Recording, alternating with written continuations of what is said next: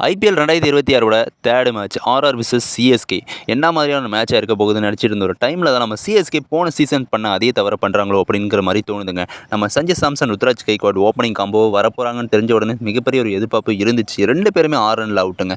ஆயுஷ் மாத்திரே ஒரு டக்கானார், Matthew Short 2 run, Sarfaraz Khan ஒரு 17, கார்த்திக் சர்மா ஒரு 18, சிவம் துபே ஒரு 6, ஜேமி ஓவர்டன் மட்டும் நின்று ஆடி ஒரு 43 ரன்களை சேர்த்தாரு. அவர் அடிக்கலாம் அந்த டீம் 127 டார்கெட்டே வந்திருக்காது அப்படிங்கிற மாதிரி தான் நான் சொல்லுவேன். ஒரு 100 ரன்னே வந்திருக்க மாட்டாங்க ஜேமி ஓவர்டன் மட்டும் அவுட் ஆகியிருந்தார்னா.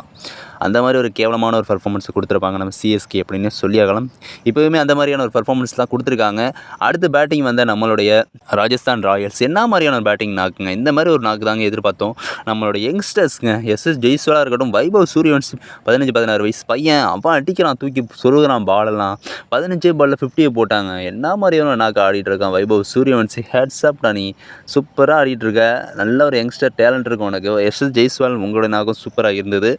அடுத்து வந்து த்ருவ் ஜுரால் இருக்கட்டும், ரியான் பராகா இருக்கட்டும், நல்லாவே பேட்டிங் பண்ணி இந்த மேட்சை ஃபினிஷிங் பண்ணி வச்சாங்கன்னு சொல்லியாகலாம். ஹேட்ஸ் அப் ராஜஸ்தான் ராயல்ஸ். இந்த வருஷம் இதே பிக்கப்போட போங்க, கண்டிப்பாக ட்ராஃபி லிஃப்ட் பண்ணலாம். போன சீசன் உங்களுக்கு ஃபினிஷிங் ப்ராப்ளமாக இருந்தது, அது இந்த டைம் இருக்காதுங்கிறத நம்பலாம்.